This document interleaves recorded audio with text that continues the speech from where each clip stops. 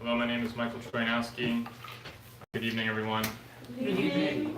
Today, I just wanted to share some of what I have learned as a colporter, which, to those who do not know what that is, colporter is a term used to describe a literature evangelist, someone who goes door to door and sells Christian literature to pray with people, books about health, books about the Bible and how to walk closer with God, things like that. At the core, you are an evangelist, and that is the work, to reach people with the gospel and to reach people with the health message. Because as Christians, we believe that the body is the temple of the temple of God, where the Holy Spirit can dwell within us. So it is very important to take care of our bodies. So I wanted to go over what I would consider some of the foundations of colporter work. The Bible tells us that it proposes the question that, what does the Bible tell us about foundations? Let's ask that question. Psalm 11, verse 3. If the foundations be destroyed, what can the righteous do? Okay, so there are a variety of different 11:3, you said, right? Yes. So there are a variety of different foundations and different things what that verse pertains to. But just like with Christianity and our work as Christians, and with a building, there are foundations as there is also with colporter work. So I like to say, well, first of all, let me ask a question. Who here remembers show and tell from childhood? Mm-hmm. Okay, so we have a few people. I like to say that the essence of the colporter work is at its core show and tell. Because, could someone run and get me a piece of the storm? Thank you. Because you essentially are just knocking on their door, showing them a book, and telling them about it. Mm-hmm. Knocking on the door, showing them Christ through yourself, and through the literature, and through your conversation, and telling them about Christ. So, children do show and tell. It is a very simple concept. And let me show you an example. Thank you. So if I had never seen this book before, I could still quite easily show and tell. So if I were to just show to the camera, I would say, I hand them like here, like, hello, my name is Michael. We're students working our way through medical missionary school. Instead of the usual junk food, we decided to promote family values and healthy living. Here, I'll let you take a look. So you hand them the book like that, they take a look, and then just from me looking at this book, even if it was the first time, I could say, this book is called Peace Above the Storm. It helps you find freedom from worry, guilt, and fear. If I open it, I see that inside there are some beautiful nature pictures. There are some inspirational words from the book here. And then there are pages of promises. And then in this section here where these boxes are, these are different stories, like testimonies and things. And some of those things I know just from being familiar with the book, but you could easily do this having never seen it. Like, that's how basic and fundamental it is. And then you just turn the book over and say, look, you could even read this back part that says, people everywhere are searching for peace. They need power to cope with storms in their life. Peace Above the Storm is the answer to the problems people are facing today.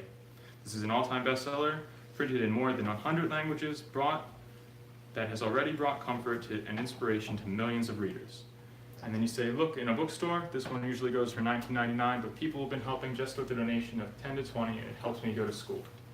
So you don't need to, like, having never memorized anything, just being handed a book and handing it to someone, showing them the book, telling them about it.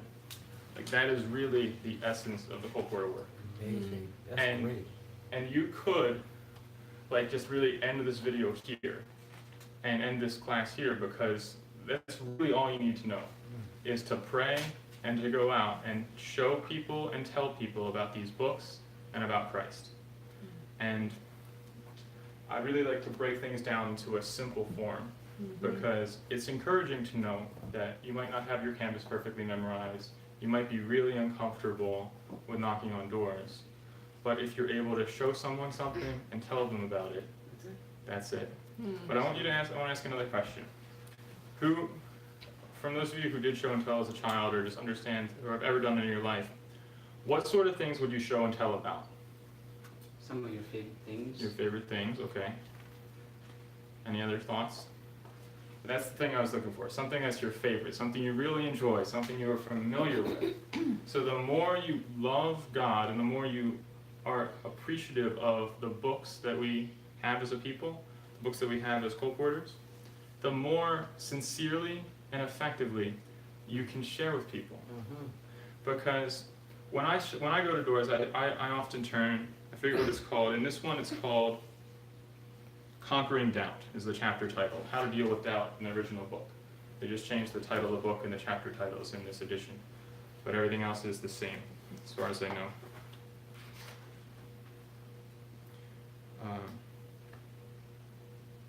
Anyway, so Conquering Doubt, or How to Deal with Doubt, has been one of my favorite chapters because it tells you that those who search for things that they want, like people who do not really want to believe will find things to hang their doubts upon. But God provides sufficient evidence upon which to base our faith. And that sentence alone, that thought, was really meaningful in my life. And I can communicate to people that at doors and say, there's a chapter in here about how to deal with doubt that was really a blessing to me. And I can say that with sincerity and honesty, and communicate that to people, and it matters, and it helps. Yes? Yes, I just wanted to build upon what you're saying and share a short testimony, very short. And it's very good to be familiar with the book and know where your favorite quotations are. And I'll just share a short testimony. Me and Johanna, you remember Sister Bernie? We got to go back and visit her yet? She had just overcome hepatitis C. And she was struggling with health. She was outside getting fresh air. So that was a big opening door for us. Oh, good, you're getting fresh air. But we talked to her and I showed her Ministry of Healing. And just that morning we had read parts of the last chapter of the book where Ellen White says, worry is blind and cannot discern the future. And she says some things more, but we talked to her and we encouraged her.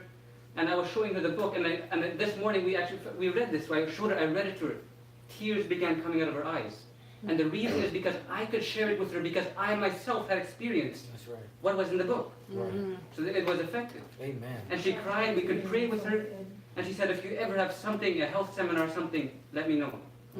So it was a powerful experience. So I just wanted to share it to encourage everyone to get familiar with the books that you're going out with.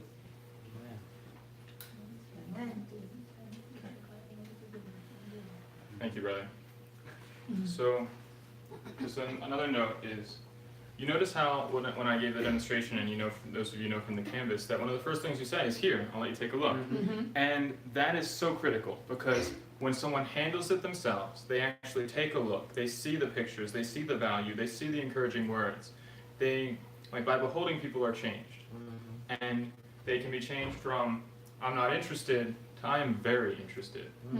And that is why it's so critical. Because let me give you an example.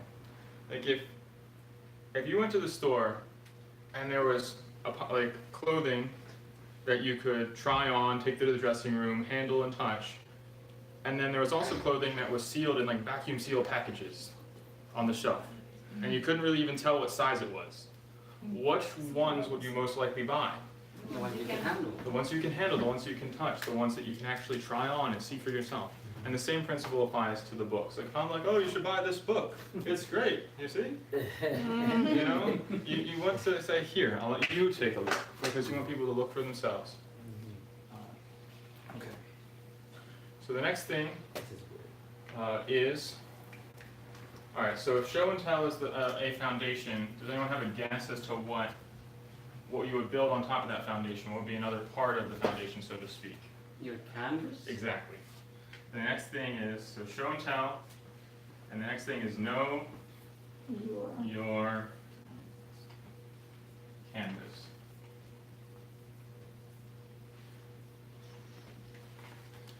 All right. So your canvas is essentially, another word is your script, essentially. The words that you are endeavoring to communicate in a concise, effective manner. And when you show up at someone's door, the first things they want to know are, who are you? Why are you here? When are you going to leave? Are you going to kill me? Are you trying to steal my stuff? Did you hit my car and need to tell me about it? Like these are all the questions that people might have. So the first thing you need to say is, like, hello, my name is Michael, we are students, we're trying to do something positive for the community, or we are medical missionary students working our way through school. Here, I'll let you take, instead of usual junk food, you tell them your canvas. And that few sentences, that sentence or so, can very quickly alleviate a lot of those concerns. They immediately know, all right, they're not a Mormon. Yeah. They're not a Jehovah's Witness. They're not, a vacuum salesman. They're not trying to sell me insurance. They're not a debt collector.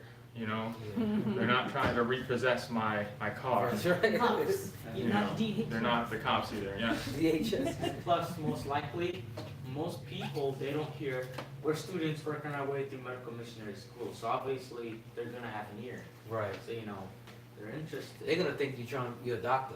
Really, to be honest. Exactly. Most people ask the question, so are you going to Walla Walla community? Are you going to Walla Walla College, or if I'm going to some other college? I'm like, no. You say, no, I'm going to a private school. I'm going to a private school, Three Angels. You know. What's it called, Three Angels? School of Still Thought. love him. I'm going to Three Angels School of Hell. It's a private Christian school. I'll give you a business That card. might be good. Yeah. And Yeah. the business card goes a long way once I go, Yeah. boom, here you go. Yeah, that's what I've And been they're like, oh, and that just That's opened the door. great. Yeah, the Yeah. business card, Really. I would have normally got shut down because of that, but when I go, here, I'll show, they said, what's your name? I said, oh, I'll give you a card. And when I give a card, it was like, okay. And then they Yeah. take the book, they don't And know those are like just it basic seems cards right now. legitimate. We just got black background, white text right now. But Okay. we It's hope to get, basic, but. Color. yeah. Some design. But we had nothing, and the Watchword True Education is something better. So I wanted something better than nothing. Yeah. Mm-hmm. What's As the a print? principal, we're What's the taught. print? You can get nice cards. Yeah. We Yeah. just never designed them, and we wanted them like, Okay. we just went to Staples and they do it immediately. Oh, okay. So as we were told, was it this morning or was it last night? God will work with what you got, work with you with what you got. So Right. that's what we're doing. you know? And the That's same video what the Michael made with me and him outside, he said that you work with anything you have. God, yeah. That's what we're doing God right will now. provide. That's correct. Yes. Be faithful in that which is least. Yes, Okay. So know your canvas. How well should you know your canvas? very well. You could, so that you can repeat it in a certain amount of time. Yeah, so in about a minute and a half or so from memory.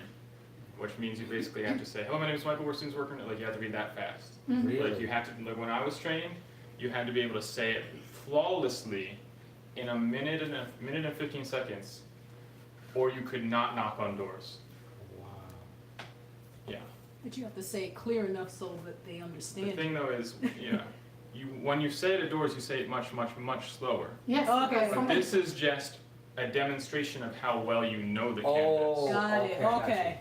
You're not saying it that quickly at the door, but this is before you knock on any doors. When you're training, Yes. you get your canvas down so well, and the Right. reason for this is so that you can still pray and say your canvas at the same time. Got you. That is one of the reasons. It's like a muscle reflex. Yes. And once you do it hundreds of times after that, it's just part of your body, Yeah, That's and you're muscle ready. reflex. I can testify. Yeah. Mm. So, okay. So, be able to say it in a minute and a half. Be able to say it while praying, with praying in different words and thoughts in your head. And okay, let's continue. So let us remember that we are, or remember that you are a Colpouter evangelist. You are to work efficiently and purposefully. Remember that behind these doors there may be a man or woman contemplating suicide, a person whose mother or father has just died, parents who had just lost a child, or someone who just learned that they have cancer or some other life-threatening disease. Yes? As another example, it was yesterday, we went Colpouter yesterday, right? Yeah, it was yesterday, me and Hunter, correct?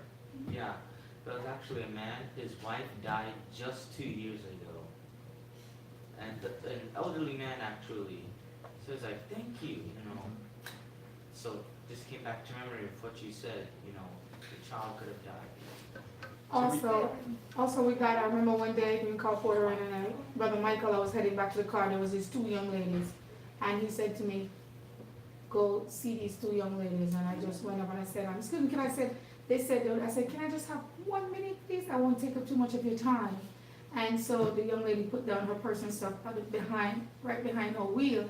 And she came, so I thought they were cheer. I said, are you guys cheerleaders? Because just the way they were dressed. They said, no. And, you know, I started talking to them, and they took, you were with me, right there, Hannah? And the young lady took Peace Above the Storm. I was surprised she took, they're in high school. Wow. I thought they were in college. She took, she took Peace Above the Storm. And then I said to, just like something touched my heart, and I said to the young lady, is there anything I can pray for you about? And she said to me, they just lost a friend. I didn't ask how she died.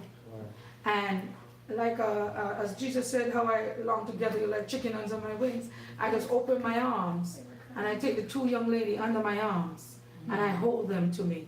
And man, there were just tears flowing. She can tell you, there were just tears that was flowing. And I pray for these young ladies. And I told them how that God loved them, you know, and that they're beautiful. And I told them, you know, make sure you look after one another, you know. And I let them know how beautiful they are and that Jesus loves them.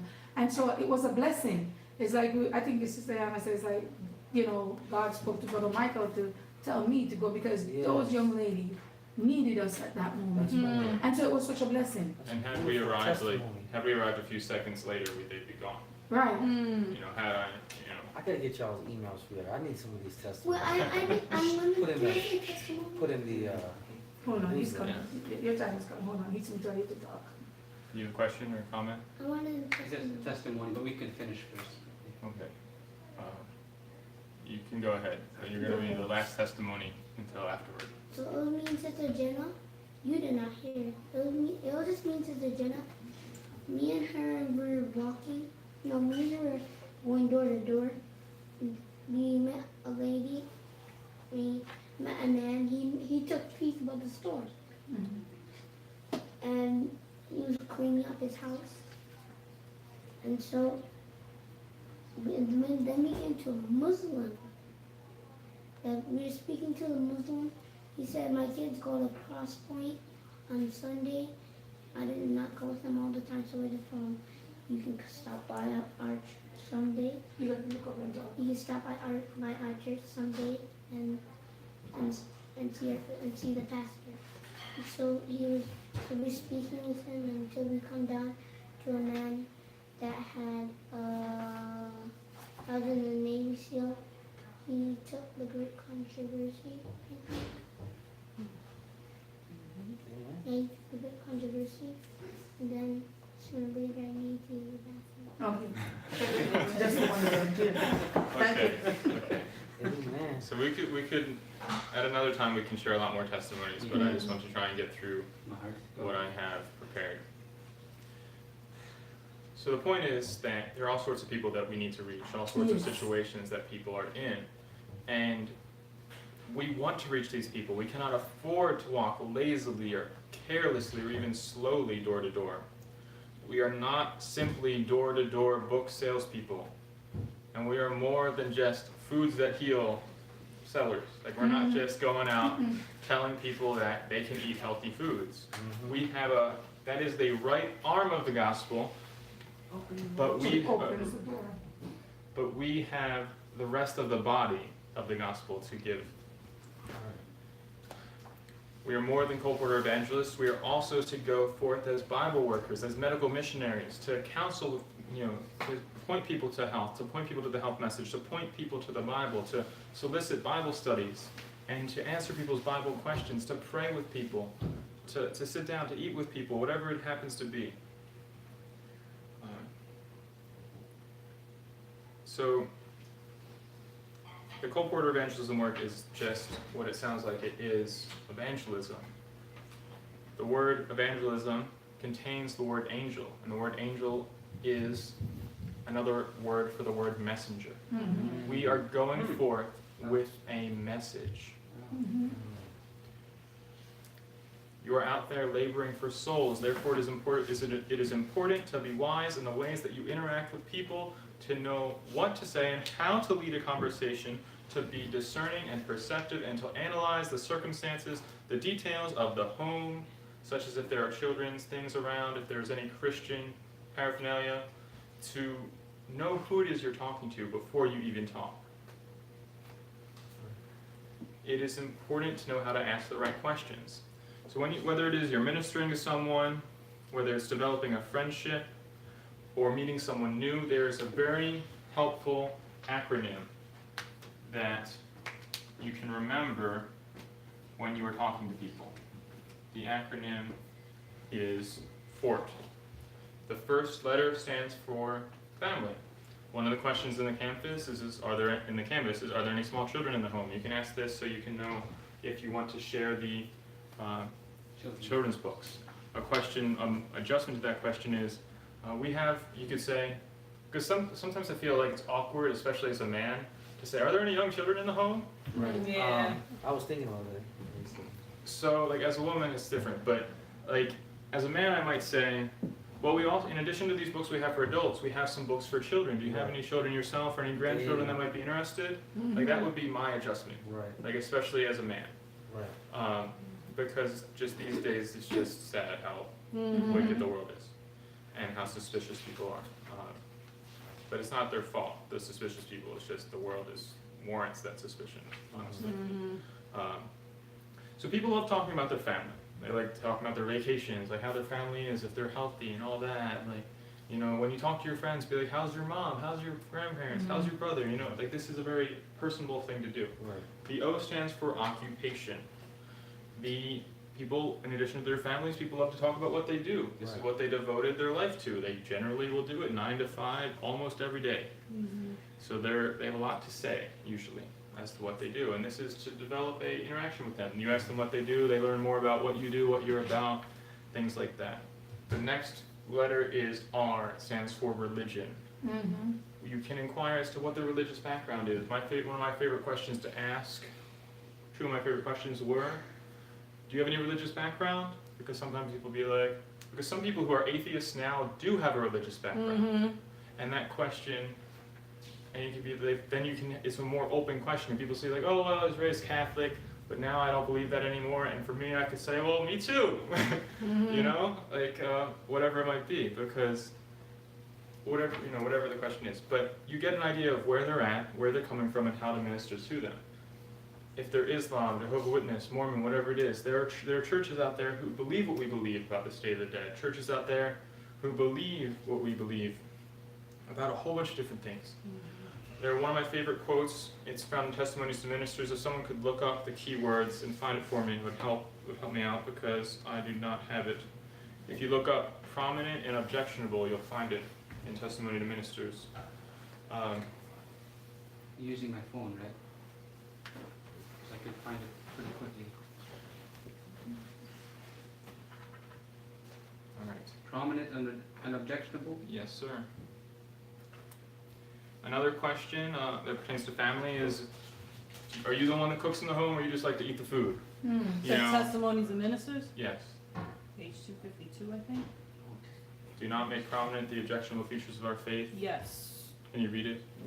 Okay, our policy is, do not make prominent the objectionable features of our faith, which strike most decidedly against the practices, excuse me, and customs of the people, until the Lord shall give the people a fair chance to know that we are believers in Christ, that we do believe in the divinity of Christ and in his pre-existence. Amen. Oh, is that Francis? This is Testimonies and Ministers, page 252, paragraph 4. Thank All you, right. sir. Thank you very much. So, do not make prominent the objectionable features of our faith. You do not knock on people's door and say, hello, my name is Michael, stop eating pork. Right. Like, that is not how you go about things. It's so untactful. Hello, my name is Stop eating chicken. Okay. So I think you understand my point there. Testimonies to minister. 252, paragraph 4. Yes, Willie? What does the T represent, or stand for? Not represent, Oh, yeah. stand So the last letter is for testimony. Okay. Now that you know that they are or are not a Christian, you can know whether or not to ask them this question. And you can say, well, actually you can ask them either way, because you can say, well, why did you leave the church? What was your experience like raised in atheism? Why do you hate God? What's your experience been with Christ? Why do you you know, like some people are in the faith or laboring in the faith and say, why are you a pastor? What was your calling? What was your experience? And people, like, this is powerful stuff.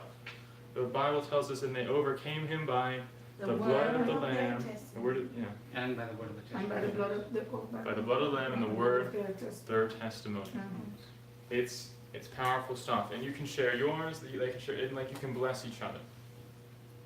Some people do not work, so for occupation you might want to ask: are you a student? What are you going to school for? That sort of thing. Stay-at-home mom. Stay-at-home mom, motherhood, all that, fatherhood. All right, I know brother. With the religion thing, I know Brother Willie likes to ask people and tell them all about American Bible prophecy. So this is like an opening wedge for like whatever you might be passionate about in the Bible to say, like, I'm passionate about scripture memorization. So if I learn somebody's a Christian, I heard like, hey, like when I became a Christian and I was struggling, I started memorizing the Bible. It changed my life. And like talk to them about that, how I came out of the whole trading card world and into like using scripture cards to memorize scripture and stuff like that. And that helps me. That's like what I'm passionate about talking about. And people reflect. Basically, you reap what you sow. So when you are passionate and excited and professional, the people that you're talking to will most likely be passionate and, or at least receptive and happy and joyful and relaxed. And when you're like awkward and like fidgety and like unprofessional, people are like, go away. You know, and you have to like this is your job. You have to take it seriously like that. And let us continue. So Pastor talked about Luke chapter 10.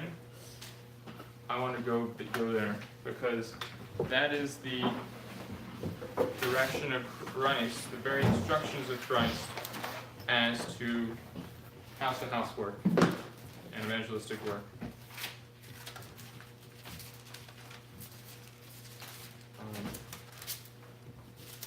Luke chapter 10, 1. After these things, oh wait. Amen. Amen. After these things, the Lord appointed other 70 also, and sent them 2 and 2 before his face into every city and place. So I want you to either take notes or just make mental notes of the key points in these instructions of Christ. After these things, the Lord appointed other 70 also, and sent them 2 and 2 before his face into every city and place, whither he himself would come. Therefore said he unto them, the harvest is truly great, but the laborers are few. Pray ye therefore that the Lord of the harvest, that he would send forth laborers into his harvest. Go your ways, behold, I send you forth as lambs among wolves. Carry neither purse, nor scrip, nor shoes, and salute no man by the way. And in whatsoever house ye enter, first say, peace be unto this home, and if the Son of Peace be there, your peace shall rest upon it. If not, it shall turn to you again. And in the same house remain, eating and drinking such things as they give, for the laborer is worthy of his hire. Go not from house to house. And in whatsoever city ye enter, if they receive you, eat such things as are set before you, and heal the sick therein. Say not unto you, the kingdom of God is come. But whatsoever city ye enter, and they receive you not, go your ways into the streets, into the same, and say, even the dust of your city, which cleaveth unto us, we do wipe it off against you. Notwithstanding, be ye sure of this, that the kingdom of God is come nigh unto you. I'll stop there. So what key notes do you notice? 2 and 2 and 2. 2. What else? The peace that you gotta say when you go to that house. Peace, okay. Yeah. And if the person is Peace to this receptive, house. Yeah. Okay. and if they're interested, you can stay with them and, you know, Yes. if they're. Stay with accept you. people, yes. If they offer you things to eat that you can eat, Yes, and if you haven't just eaten, then yes. but you have to find a tactful way to say it if you're not going to eat it. In a Sure. nice way. Okay, he gives a warning that he sends us forth as lambs among wolves. That's important. What is it? What are we told to carry? Nothing. Purse, no scrip, no shoes. And salute no man by the way. What's verse 9 tell us? Heal the sick therein, and so we have to know things to help the Medical sick. missionary. So the medical work and the evangelistic work are connected. And what are we told? I think someone started to go over this, but what do we do? What do we do if we're rejected? Well, if they, as our pastor said it today, if they downright reject, I don't want God, and they, you know, just, if they do that, you dust yourself off. You're not just gonna do it because they rejected you, but they didn't reject you in a certain manner, you know. One of the things I noticed today that I did not notice earlier is that the 2 and 2 are part of a larger group. I never really thought about that before. Mm-hmm. But we go 2 and 2, and we're part of a larger group. Wow. We have our tenant, we have our team. Wow. Our team works together, our team comes together, our team worships together, our team prays together. But we separate and we go 2 and 2. Mhm. I find that fascinating. I just never noticed that before and really thought about it that way. Mm. May I add something to this, okay? Please. Okay, if we can just turn briefly to Luke 22, verse 35. I went over this before with others. I didn't do it today because I feel like, you know, we had to get through. But Luke 22:35. Just let me know when you're there. Amen. Amen. And this is Jesus saying, this is when he's about to, you know, he's getting ready to leave. He's getting ready to die. He says, and he said unto them, when I sent you without purse and script and shoes, lack ye anything? They said, nothing. Then said he unto them, but now, he that hath a purse, let him do what? Take it. Now he's leaving. Now watch this now. Mm-hmm. So this is present truth now, Mhm. right? So he told them when before they didn't like, you know, do this, but now he's saying, take it. Now let's just first, real quick. He says purse, right? What do you carry in a purse? At that time, money, Money. food, yeah. Well, no, in a purse you carry money, even Yeah. back then. And a purse you carry money. So, in other words, he said before he said, don't go with that. Yes. Well, I'm here, but now, you know, if you have some money, go with it. You understand what I'm saying? Mhm. But then he says, look, and script. What is a script? A script is something that they carry food in. Yes. Right. So that before, remember he said, don't take nothing. But now he says, if you have it, take it. Then he says, and shoes. Okay. I'm not sure what he meant here. I know they had shoes on back then, but he probably meant, you know, an extra pair or whatever. He said, when I told you to go without these things, did you lack anything? He said, they said nothing. He said unto him, but now, he that hath a purse.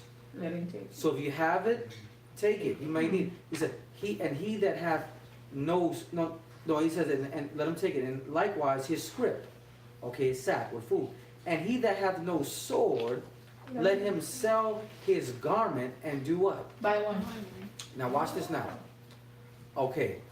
He said, he that don't have a sword, let him sell His garment. his garment and then do what? Buy one. Buy one. So in other words, what he's saying is now, what he's saying is now, huh? Be prepared for it. That's what he's saying. Okay, be prepared. Now, okay, a sword, absolutely, you know, actually, what was a sword used for? Weapon, yes. Self-defense. Yeah, it was a tool, basically for, you know, for that, okay? Now, I'm not necessarily saying that you need to have a knife on you or something like that, but I'm trying to look at the principle of what he's trying to say. Yeah. In other words, things that you need to go out and do the work, Be prepared. sacrifice, sell something that you have to get the things that you need to do the work.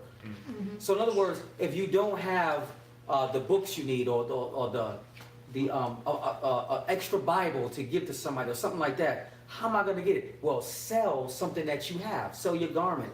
In other words, sacrifice so that you can have what you need to do the work. So I just want to add that point here. Thank you. I'm sorry. I see what you're saying, but in my mind, I thought what he meant was this, because when he told them this, the Jews had already made the decision. They had completely thrown away the gospel at this point. The crucifixion wasn't enough. So before, when he said, don't take anything for your journey, I always thought the reason why he said that was because if they had everything they needed, the people wouldn't have to give them anything. Yeah, You see? that's a good point. So I think that's part of it too. yeah, I think that's part of it, because that's why I don't go with water bottles with me. Because people give me water. Okay. I'm serious.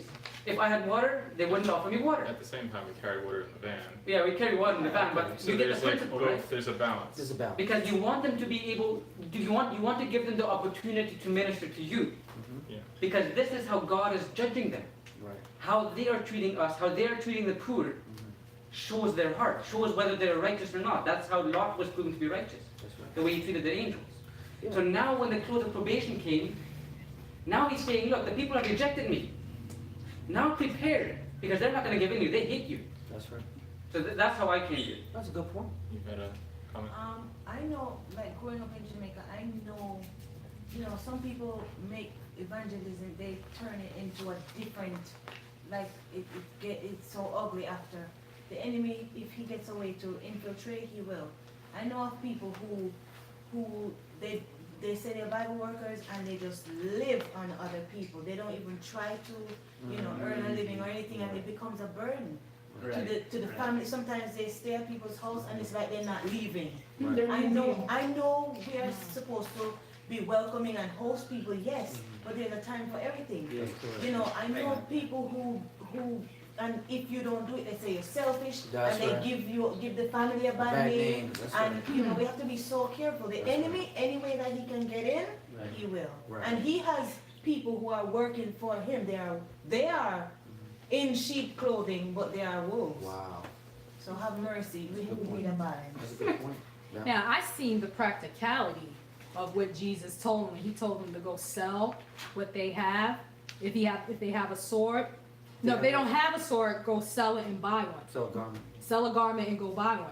Now, the practicality of it, now they were sent to the Gentiles. Yeah. They weren't going to be amongst their people. So now they're going to be traveling in places that Yeah. they've never traveled before. So now it would make sense that you have a sword, not to necessarily use it on somebody, Yeah. but the fact that it's a tool. They cut things through, you know, whatever they had to do, it was going to be something, because if people who were now these Gentiles who were rugged, mean, they see them with a sword, they would not be so quick to bother them. Plus, it was common for everybody. Yeah, and to it get a was sword common. back then. So it's not like, you Peter know, had a sword on him all the time. yeah, so the practicality of it, it I wasn't see. like they're not in the same environment. They were going now to an unknown area. That's good. I see where you're never- coming from. I never, That's what I was thinking. right, too. I never thought about that. Because that's now true. Jesus is not going to be around either. So Jesus is That's like, right. listen, now you're going out, you go out, but he's not sending them to say go kill. Right. But there's a sense that you're right, because when a person see you with something, They're not think gonna twice. right. They'll think twice to Right. attack you. I mean, that's really good. I never saw that before. So, yes, when people see you with something, they think twice. One of the things that people see you with and they think twice is radios, and we're going to talk about those. So radios are, just like a sword, are an excellent tool to be used in the field in this case. Something important to remember about radio use is to, as far as possible, brother, please focus. Something important to remember that it's very important to maintain radio silence as far as possible, You because talking about a radio thing that you can carry? Yeah, we carry radios. Oh, that's cool. I never thought about that. Just explain Plus the the reason. app too, my brother. Don't Explain forget the the app. reason. Yeah. Explain the reason why the radio is important. Well, radios are. One of my favorite quotes is from Sister White is, "In order to be successful, we must focus on one thing at a time. Must do one thing at a time, concentrating all our powers upon that." So that's why, like, for example, you can have a multi-tool, but you'd rather have a knife and pliers because they're concentrating on one thing at a time and they're most successful at what they do. So you have a phone, but a radio is superior to a phone because it's focusing on one thing at a time, which is short messages, quickly received and communicated without having to answer the phone and put and all Wow, that. that's smart, man. I like that. So, And plus, it'll work in areas where you don't have to worry about cell phone service. yes. That's right. My point was, Brother Michael brought it, and I just want to share this, and when people do see you with radio, it also gives you a little bit more safety because they Yes, know it you're does. with someone. Yes, it does. Yeah. And I think it gives a connotation in people's mind that you're like a cop or something, even though they don't think that. But it's like, you know, who walks around with a radio? I had a person ask me about it once. And also they know that we're not out here scamming or we have radios. We're not, you know. Even with the app, I am very Yeah, happy to have there's that an app called Life 360, which is designed for families to know where they are, the family members are. So like, as long as I plug in everybody's information and they agree to it, I can know almost exactly where everyone is just by looking at an app. That's excellent. So it's another safety element and convenience element as a team leader, Yeah. where I don't have to be like, where are you? That's Where are you?" good, because I've heard, I want to commend you on what you're sharing, because I've heard some, and I've heard of some colporters who go out and they go out by themselves. Yeah. Women by themselves, there's never 2 by 2. You Yeah. basically barely know, you just know they're on this street somewhere. Yeah. I've heard that, so I And commend you for another- teaching this. Another key thing, one of the most important things about radio is whenever you go inside a house, you immediately say, entering house number 360. So as soon as, just to repeat, like whenever you enter a house, you immediately would say, entering house number, whatever house number you're That in. is so Oh. smart. So Okay. you immediately, so I immediately know Excellent. what house they're in. I can tell the cops that they called on the radio and said they entered this house, no matter what this person at this, this house says or does not say. Like if they deny that anyone entered and they're like holding them, doing whatever, like I can say like, I testify that Right. they personally called me on the radio and said they entered this house and they are missing. That's right. So. Excellent, Well, man. dangerous time. This is excellent. Plus, I love that's it. why that app, it tells you like, if you look and you see their like picture and it's like in the house, you know they're at least in the house. The app will also tell you if their phone is off or on, how much battery life their phone has, and possibly other things. We do door-to-door work all the time, Yeah. and this can apply to just door-to-door work too, without colportering at the same time. But I've never done colportering, so I just want to say, I am so happy to be sitting here learning. I've never done colporting. I've always done door-to-door work, Right. and getting Bible studies and stuff like that, and getting people to health stuff and things like that. But I'm just overjoyed by just sitting in this class learning this. Well, praise God. And the thing is that I've never seen anyone publicly teach this stuff, because most of the people who do this kind of like keep it like as like trade secrets, Oh. and they don't ever talk about it, which I think is, you obviously don't want to tell the enemy what you're doing, but like the only people who really find this video are people who search literature, evangelism, or Colpouter ministry. Yeah. And I want people to know and be educated on these things. And most people don't even tell you, going back to, this hit me too, most people don't tell you how they do their sermons. Yeah. They don't tell you how to do that too, but come on, you're not the only one that's gonna be preaching this God. We need to reach the whole world. We are told that where there is one, there should be 100, and that can be applicable to many fields. Absolutely. All right. I'm just overjoyed. So radios. Maintain radio silence as much as possible. Remember that anything you say on the radio is going to be heard potentially by other people's, the doors, the people behind the doors other people are knocking on. So you want to, that is why it is wise to have established code for your radio conversation. And it's not really a conversation, it's just code. And you can get the radios from like Costco and stuff like that? Wherever. Yeah, also works. Yeah. Amazon. Yeah, wherever. Okay. And We do. so, for example, a common practice is, you could call them anything, but the common practice for the team leader is just to call them Mobile 1. Like, it comes from, there's a radio, it's a mobile radio, Yeah, and it has the number 1 on it, because you marked them.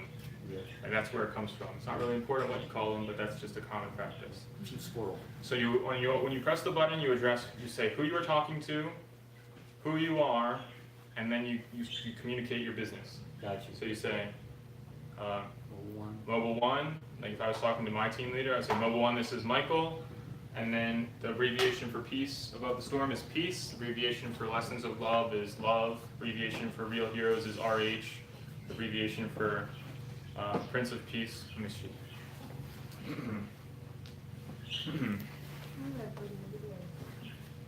So Great Controversy is abbreviated as GC.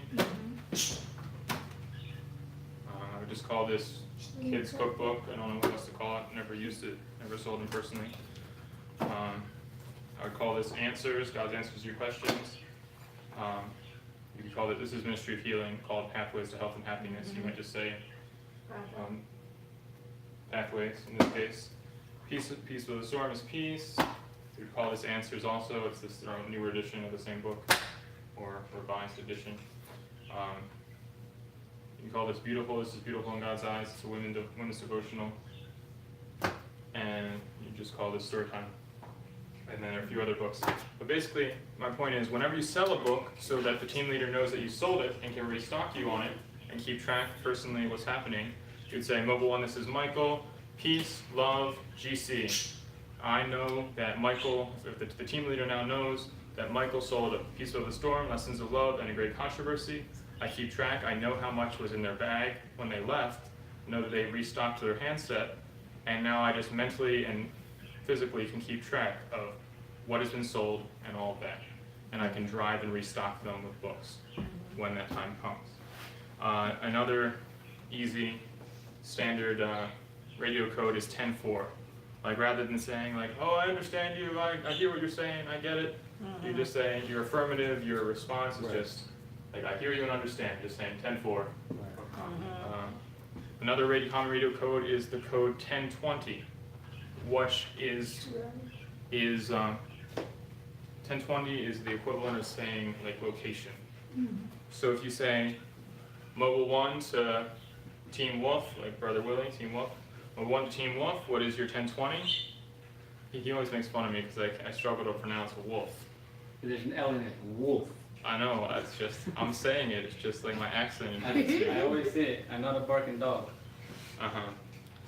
So I would say Mobile 1 to Team Willie, what is your 1020?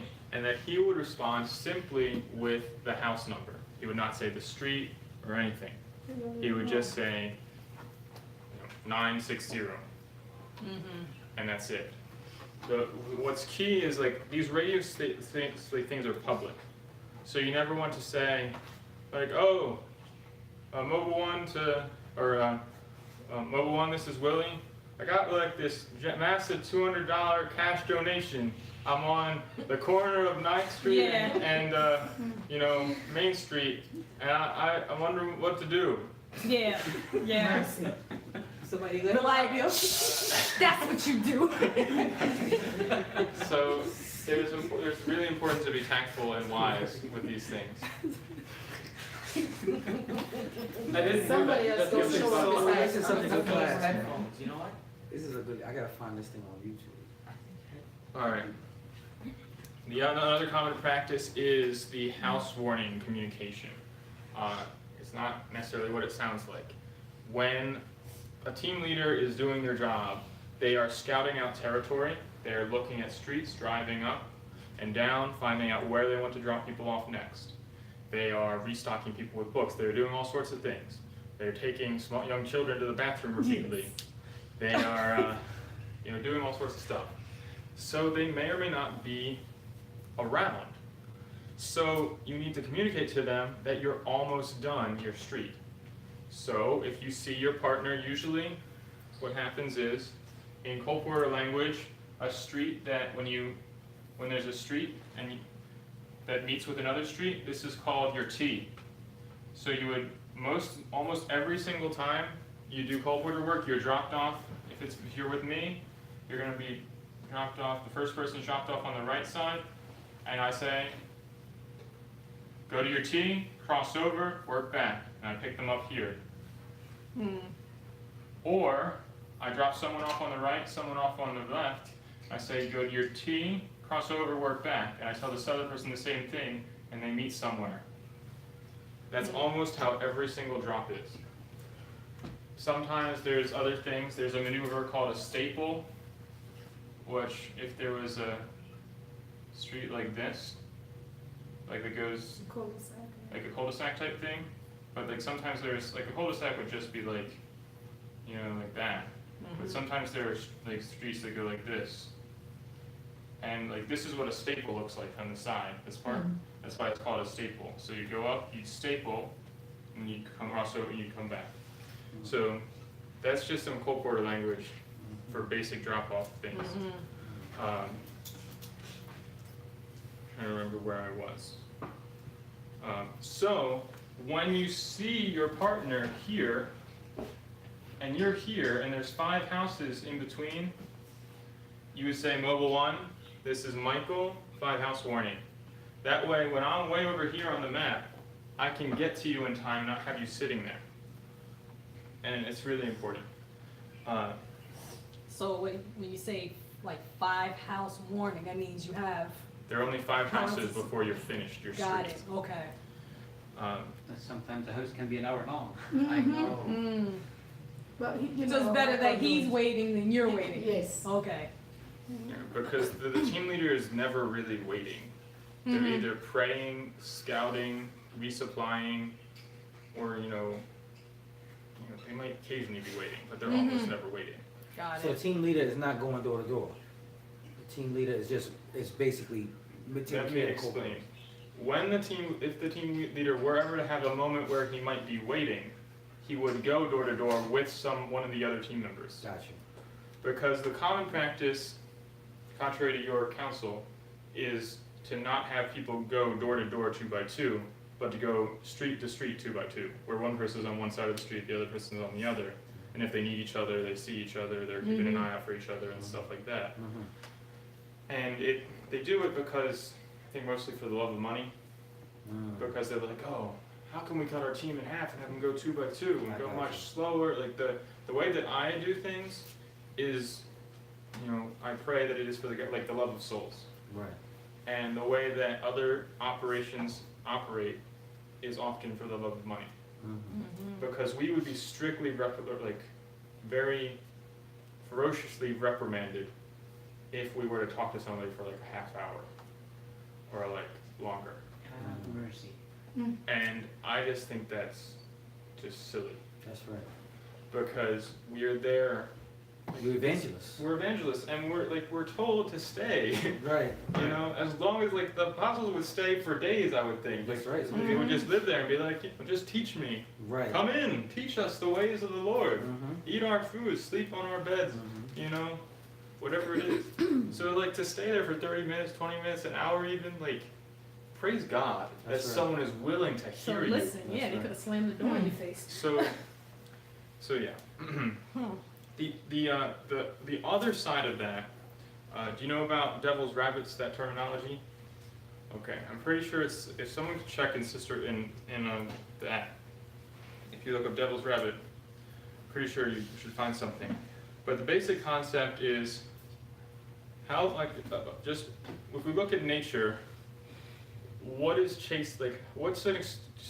someone describe to me what your experience might be like if you try to catch a rabbit by hand. Maybe it's too hot.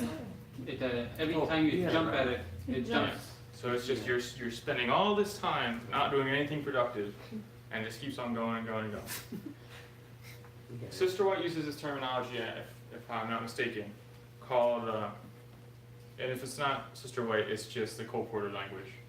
I'm not going to devil's rabbit, right? Mhm. As an animal, yeah, it's Yeah. not coming up. All right. Well, perhaps it's just yeah. Anyway, the point is the same. That sometimes the enemy will throw you in front of a person whose only purpose is to have you chase them down these conversational trails Oh yeah. to keep you from the person who's contemplating That's suicide. correct. That's correct. So you need to be prayerful and discerning when you're talking to people, That's right. because there are people who the soil is ready, Right. and there are people who are rocky ground, but just very talkative, That's correct. and we need to know the difference. So I just want to make sure I get something clear. So in Colpouter, you're saying you go 2 by 2, but people are across the street. You do That it in is the a house. very common practice, yes. Okay. That is how every team I've ever worked on has done things, and that is how Tracy intends to operate things. Mhm. I personally want to study things out more Mhm. and really see what the best practice would be. Because I think there's great power and strength in Yes. having 2 people going together, door to door. Especially if it's a boy and a girl, Oh yeah. because the presence of a girl often opens up the door. It's softened. Mhm. Soft, Yeah. yes. And also in following Bible principle. I think that's the main thing, Yes. doing Bible principle. And I think, I want to study it out. I really want to study, show myself approved on the matter, because I think there may well be examples of people going out by themselves when there was, I don't like to be dogmatic about anything that I have not thoroughly investigated. Right. Of course, Philip went alone to the eunuch. Sure. That is generally my attitude is I, Yeah, you gotta look at it in context though. When it's like- Yeah, I get it. Right. yeah, because when you look at it in you know, Mark 6, Matthew 10, and Luke 10, there's the plain instruction. In the 70 were sent out 2 and 2. Right. And how do you get around that really? Well, y'all have the book Evangelism here? Downstairs. Okay, when I read the 2x2 section on that, book Evangelism, it actually made me afraid to not do it that way. It's almost like, you know, like when, if your mother was talking to you, or your father, like, child, this is what you need to do, don't, and you like, okay, and you're not gonna do it. That's how I felt after reading what she said. Well, like I said, I really want to study it now. Yeah. Now, again, colporteuring, like I said, I've never done it before, so I'm learning. So, like you said, maybe we should look at colporteur ministry. Maybe it is given a little bit, I don't know. Yeah. But a little bit different counsel with this, I don't know. Yeah. But I was gonna say this. Now, this is just an idea. I could be totally off or whatever. But if somebody did want to go 2x2, 2 colporteurs or whatever, you know, one personality, if they couldn't make a sale with this particular person, the other one is there, Yeah. you That's split right. the money. Right. So no matter what, you always making money. Right. Yeah. And so whether, Yeah. if you went to that house and Yeah. you wasn't gonna make nothing, you just made half. Yeah, I love going around with Brother Willie. It's great. He and I get along. I know Claudia and him get along too, and it's great working with different people together. And I really enjoy it. Like I've done it both ways, and I really am thankful to go 2x2. It's great. You split the money, Melchor, you? Big, I was just gonna say, we gotta share with them the testimony with Kelly yet, but that's another time. Yeah. Because I can testify when I was at, I'm not going to mention the school just for sake of whatever, but I was at another school and we did colporteur work and you went one by one. That was it. There was no like talk. That's not good. That's not good. And there were times where I was just, without getting too personal about it, like I just really was struggling with my health. And to the point where I just was hardly able to really do much of anything. Like even just to eat, shower, and clothe myself. And I just was, like, it was hard. And I just, like, it was like I'd fallen down and I had no one else to get me up again. So I was not going out myself. So eventually they concluded, well, we'll just send him out with somebody else. And I was encouraged. I was able to be restored a bit. I was out there doing something. I mean, I'd have been able to speak much, but I still knew, like, I still could counsel and encourage and pray. And just, like, my presence there, I think, was, I was contributing. And I think when we were told to bear each other's burdens and all that. And if I was not given that opportunity, I don't think I would have done anything. And possibly I might not have ever restored to health as quickly as I did. Wow. So 2x2, I can personally testify, was a restoration to my personal health and well-being. Wow. Amazing. You have Yeah, comment? yeah, I was just gonna say, the principle is there.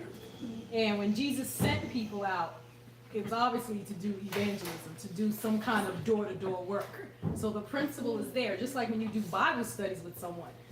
You don't go and do Bible studies individually if you can help it, because even if the other person is there just to pray and to encourage, there's still a work for the person who's not necessarily speaking and giving the Bible study per se, but they're there to help. And sometimes something can be said that may not be able to be said by the original person there, but it brings something. Yes. So, especially, as men and women alone, going by yourself to do these things is not good. No. It's not wise. Right.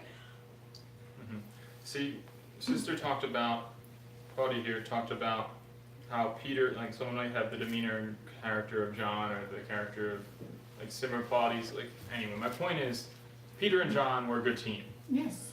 Luther and Melanchthon, who has read about them? Great controversy, of course. Yes.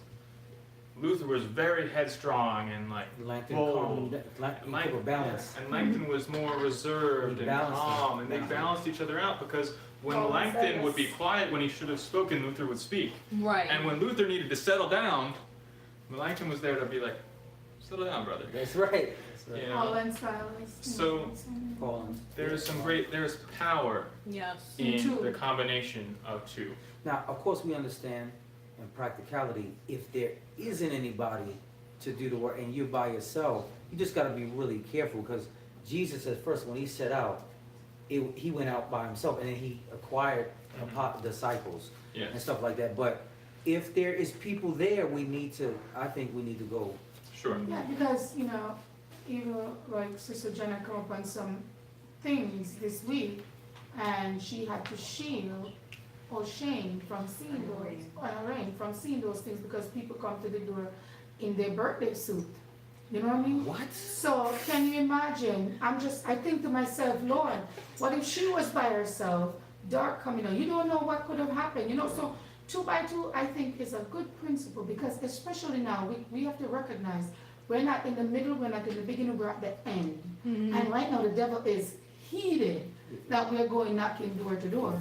So he's gonna set up ways to come against It's the more- children of God. Yeah, It's more sinful in the world now than it ever was. yeah. So I really want to wrap this up here. So I really appreciate all the commentary. It's awesome. It's almost time for worship. Yes, okay. So speaking of making things quick, our next subject is what is an example of a quick canvas? And the follow-up question would be when and where would you want to use such a quick canvas? So our initial statement, hello, my name is Michael, we're students working our way through medical missionary school. So the usual junk food, we decided to promote family values and healthy living. Here, I'll let you take a look. That's pretty quick already. But the thing is, it's not quick enough for some people. No, Some people are so not interested or so whatever that it's not quick enough. So you have to be discerning. This is especially relevant to affluent areas. The general mindset of wealthy people is, as inspiration tells us, time is money. yes. No, you're wasting my time. Yep. So if I use the example of $60 an hour because it's easy math. If someone makes $60 an hour, every minute you stand with them and talk to them, they're thinking, oh, that's another dollar, that's another dollar, that's another dollar. So it's like you're taking money out of their pocket every second you talk. And that's just like the way some people think. So you need to be like, hey, I respect you, I respect your time. You can even say that. One moment. And then just say, we're out here, we're students, we're trying to do something positive for the community, I'll let you take a look. Really, really simple. Mm-hmm. And, or you can say, we're out here trying to meet the needs of the community, we're doing a quick survey, takes like a few seconds, and, I can be on my way. What I usually do when I canvas, this is just to deviate for a moment from, hold on, I'll let you hot out. What's your question or comment? Okay, so when me and Orion were going, this guy, he was one of those guys who's just like, what do you want? Just tell me. We were trying to explain it. He's like, what? Just get to the point. So we're Exactly. like, okay. Yeah. Yeah, it happens. Yeah, I've been in that situation, so I know your time, I can see the time, especially even, it's all dinner time. I'm like, okay, I can see, so okay, I'm gonna get straight to the point. And I get straight to the point. I don't do the long, because they already. Right. Yeah. You see that they ready Yeah, you see them. to close the door. Mm-hmm.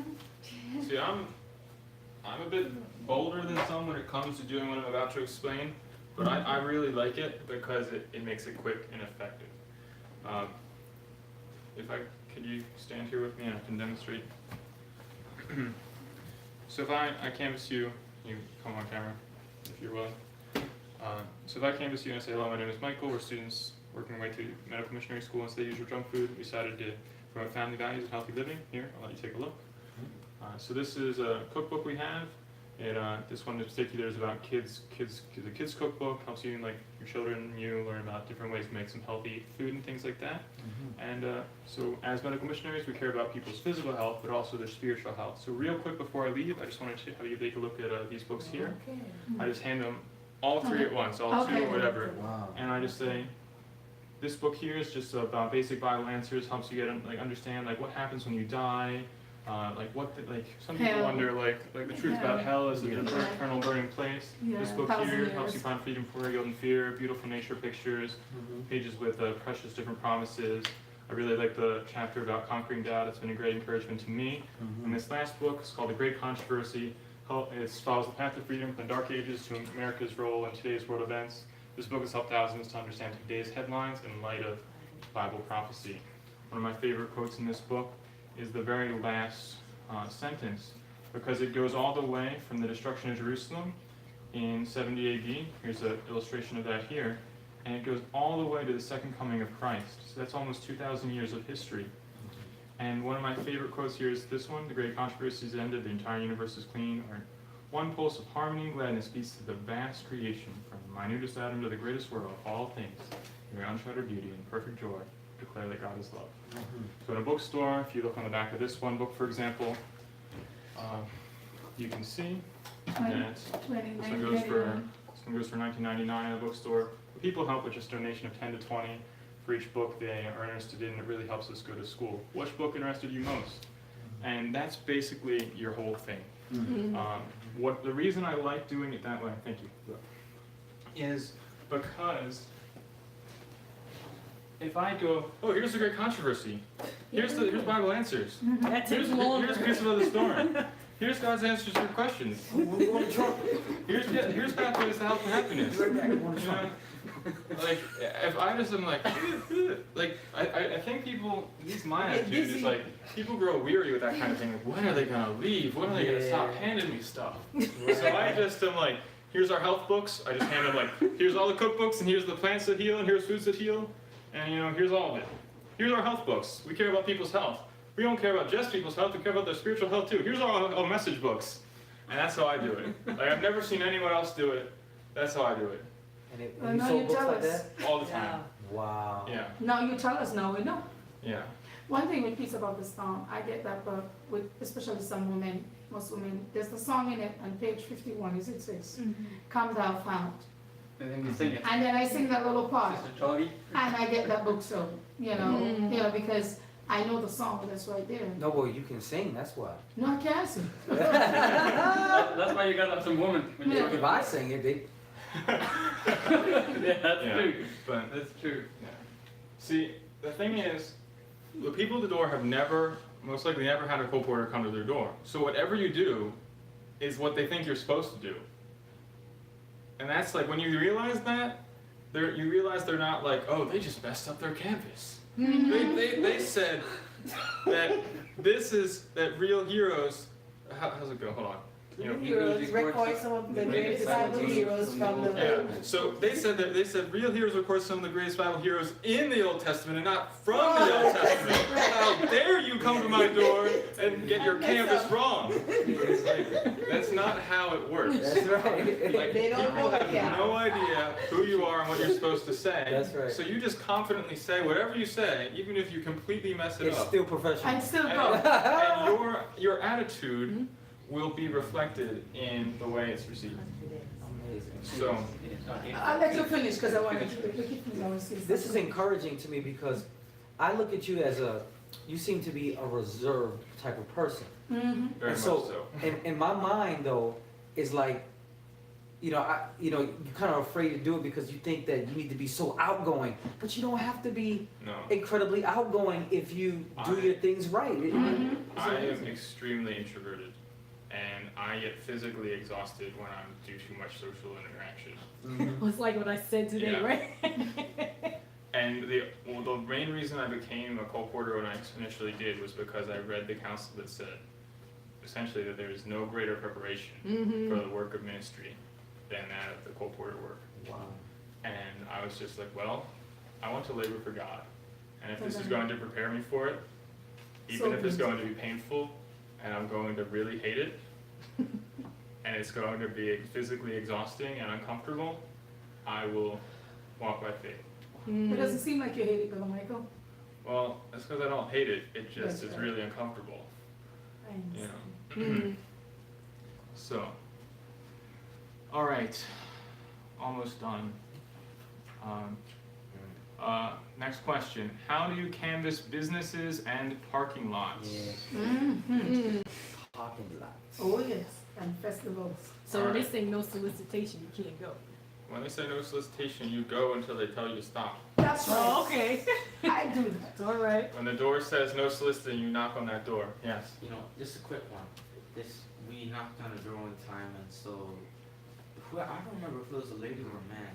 He just pointed the thing and said, No, just a man. He pointed Yeah, at the I thing. know. Let me tell you a story. I knocked on a door. Well, first of all, I see this door. They got the little Mary statue, and I walk up and I was very intrigued. There's on the door, like pieces of paper, like taped, like a huge document, like a 4-page document taped to the door, and it's like Ohio state law indicates that, you know, and it basically was this legal document saying I have the right to not have you knock on my door, or something like that. So, is somebody supposed to read that? And I knocked on that door. Yes. And he came out, and he's like, he comes out and he's like, he points to this document, he's having me read it, and I'm like, you know, I'm there to like give him my message, and I labor to give him my message, and, you know, I shake the dust off my feet if he refuses it. Right. So like, no matter what you see, as long as the Spirit does not impress you to avoid a certain door, you should knock on that door. I'm not on no soliciting door, and I get a sale. Mhm. Well, we've seen one since Yeah, we, we did. and I Yeah. didn't bother go knock on it, but I've knocked on door and get sale, yeah. I'm like, I don't want to But I've seen it where it doesn't impress me, so and I don't. The other thing is you can just like step back and be like, well, we're just doing a community survey to see how we can help you. That's the other thing you can respond when people are really, really belligerent about it. Okay. You have something to say, Ryan? yeah, I was just saying, some people actually, you know, get a book. Yeah, they do. That's yeah. All right. So the methods of canvassing businesses and parking lots are very similar. Businesses and parking lots are very similar, mainly because in both cases you want to be very quick and to the point with your canvass and be respectful and courteous of people's time. Yes. A simple thing to say when canvassing businesses is to approach someone working and say, hello, I see you're working, so I'll be really quick and just let you know what I'm doing. Mm-hmm. Yeah, we do that when we not, you know, trying to do surveys. Say the same, similar. Exactly. When you make it clear that you're not gonna distract them from their responsibilities and the things they need to do, people are more willing to receive you. Okay. So we talked about quick canvas. You want to do quick canvassing for parking lots and businesses. Same thing could be applied to parking lots where you say, hello, I see you're leaving. I'll just be real quick and let you know what we're doing out here. My name's Michael. We're trying to do something positive for the community. We want to just share just a message about health and family values with the community out here. I'll let you take a look at what we're doing. And one of the great things is people are essentially have no way of not listening to you when they're unloading all their groceries. Mm-hmm.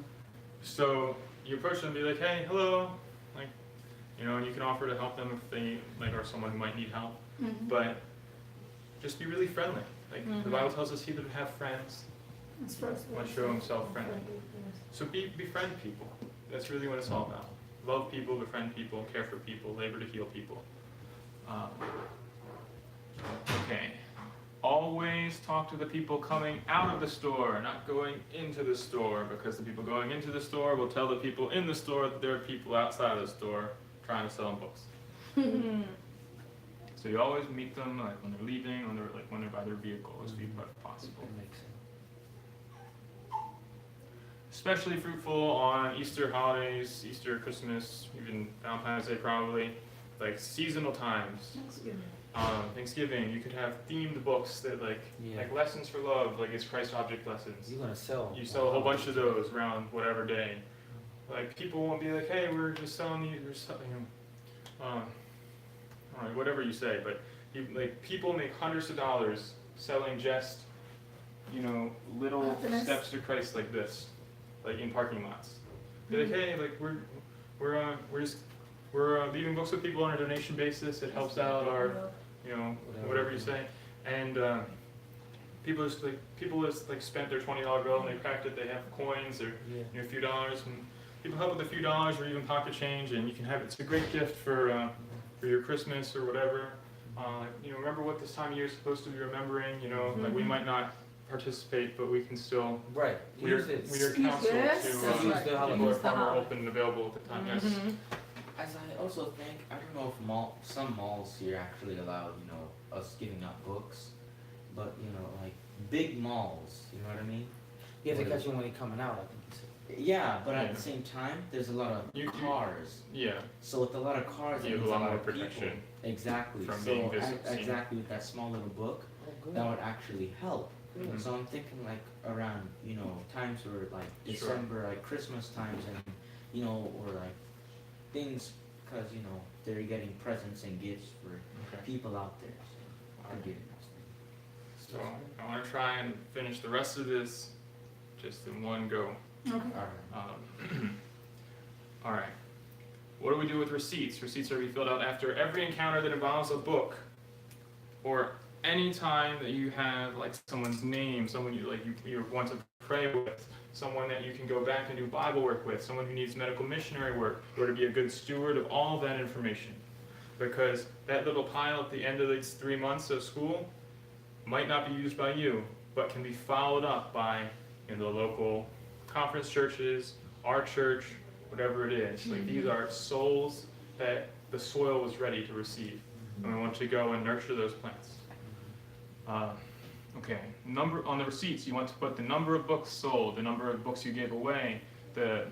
We actually calculate how much books, like how much the cost of books, like for the school was. And we put that on the receipts too. And then you put your total donations and all that, and you delineate whether it is cash, check, credit, and coins, how much was each, and then you total it up and all that practical, just whatever information. What do you do with the survey? As I mentioned early on the beginning of this talk, that we are Colpouter evangelists, Bible workers, and medical missionaries, and Christians who love people. Therefore, we want to meet their needs and know what those needs are, and engage in conversation in such a way that we can discern those needs and later hope to meet them, if not immediately meet them. You want to hand them the survey is best often, because many people are too proud to say, oh, I want to stop smoking class, but they'll mark that they want to stop smoking That's right. class on the survey. How should we co-labor with God and the angels? If you go, someone could open to Testimonies of the Church, Volume 1, page 649, paragraph 2, and read that paragraph all the way to 650, paragraph 1. If I could have 4 volunteers. Can you say the page number again? 649.2 to 650.1. If we could just start with Willie and then, well, On page again? 649, paragraph 2. Are there 4 volunteers? Yes. 1, 2, 3, 4. So go this way. Alright. 649, paragraph 1 you said? 2. Paragraph 2, alright. Angels work harmoniously. Perfect order characterizes all their movements. The more closely we imitate the harmony and order of the angelic host, the more successful will be the efforts of these heavenly agents in our behalf. If we see no necessity for harmonious action and are disorderly, undisciplined, and disorganized in our course of action, angels who are thoroughly organized and move in perfect order cannot work for us successfully. They turn away in grief, for they are not authorized to bless confusion, distraction, and disorganization. Page 649, paragraph 2. And Testimony volume 2, 1. volume 1. Chapter what? Page 649, paragraph 2. Okay. Okay. All who desire the cooperation of the heavenly messengers must work in unison with them.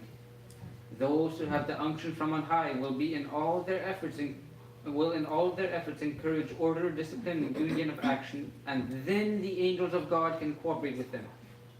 But never, never will these heavenly messengers place their endorsement upon irregularity, disorganization, and disorder.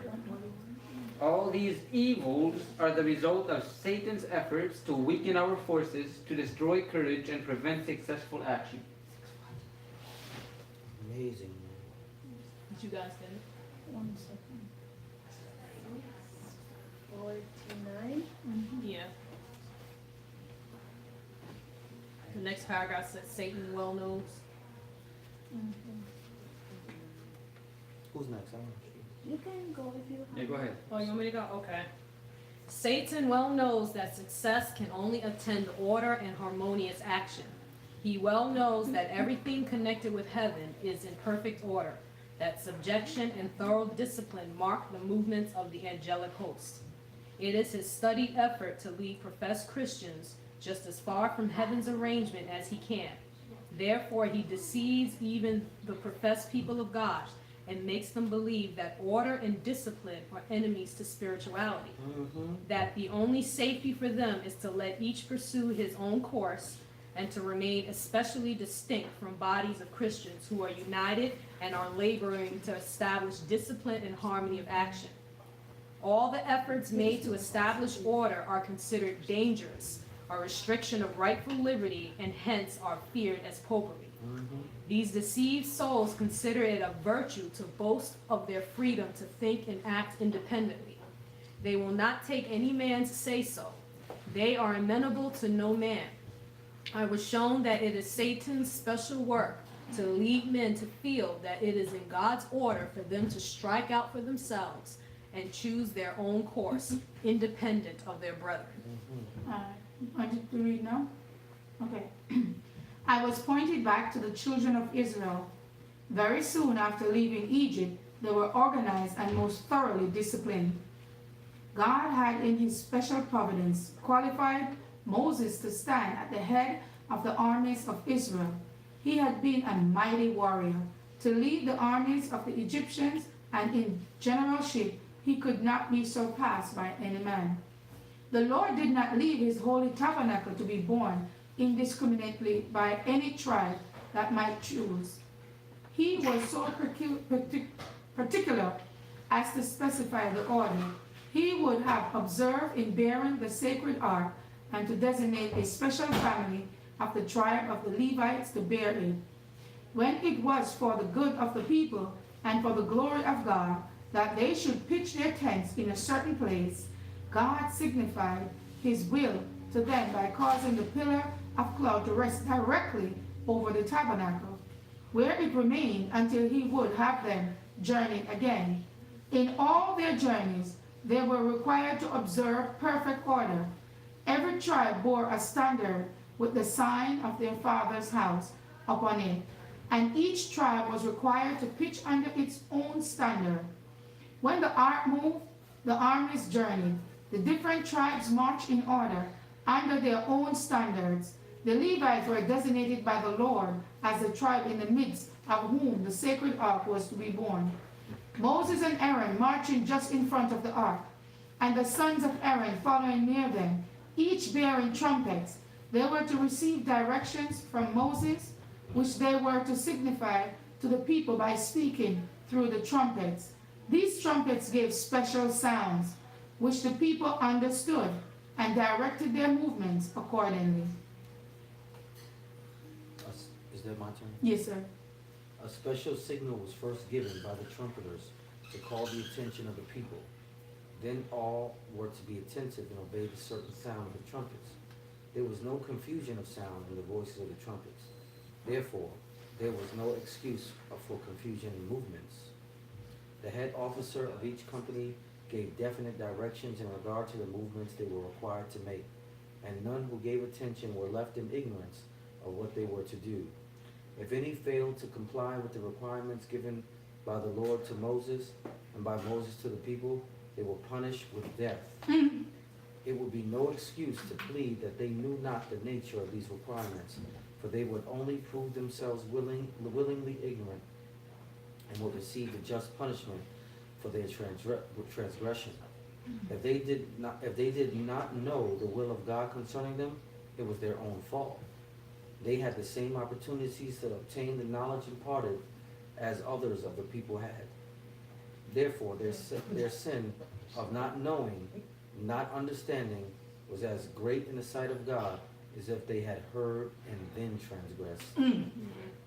So the conclusion I want to focus on this passage, we can delve into all sorts of all different points, but the way that God operates and the angels operate is in a manner of order. And God cannot bless a disorderly work.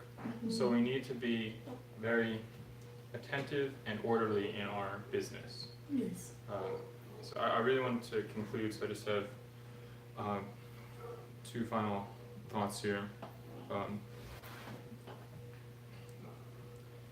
Here, just I don't really have time to go through all the quotes that I want to in their entirety, but if you're familiar with Steps to Christ in the last chapter, the dream that the sister has about the gardener, the man supervising the garden and the two people walking through it. One is focused on the thorns and things, but the appeal is given, let the thorns alone, for they will only wound you. Gather the roses, the lilies, and the pinks. In your Colpouter experience, there's going to be lots of thorns and briars and difficulties, but we need to gather the roses to collect those testimonies in that document you want to share with people, to record them in video, to share them in, record them on audio, to remember them, to record them in your account book. We are told that we ought to, she uses the phrase, we would do well to have a little book in which to record our victories, our, even our failures and our whatever our experiences. But she really gives this appeal to keep a record of what God has done. One of my other favorite quotes is, nothing tends to promote a health of body and of mind than does a spirit of gratitude and praise. It's from Ministry of Healing. That's from 251, paragraph 1, I think. Another one in Colpouter Ministry, I think, or Help in Daily Living, part of Ministry of Healing again. There's a prayer that she suggests, says let our prayer be, teach us to do a better work, give us energy and cheerfulness. And these are really powerful prayers. Even that Steps to Christ Praise 70 is consecrate yourself to God in the morning. Let this be your very first word. Take me, O Lord, as holy God, use me today in thy service, that my work be carried out or given up as thy providence shall indicate. My final thought is, remember that you are a soldier. You are waging war in a spiritual battle. You may encounter depression, anxiety, fear, pain, sickness, discouragement, despondency, and many other enemies, but we have a mighty general of our army and a comforter that never fails.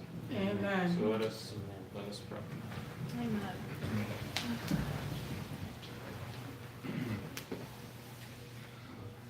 Pastor, can you pray for us?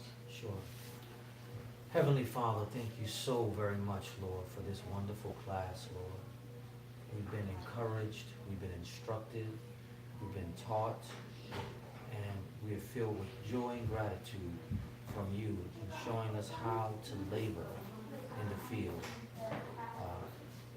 Please, Lord, help us and help the brethren to be blessed by this counsel as they go forth selling books to your honor and glory. Thank you so much for teaching us how to do it. Please continue to be with us this evening. We ask in Jesus' name. Amen. You know,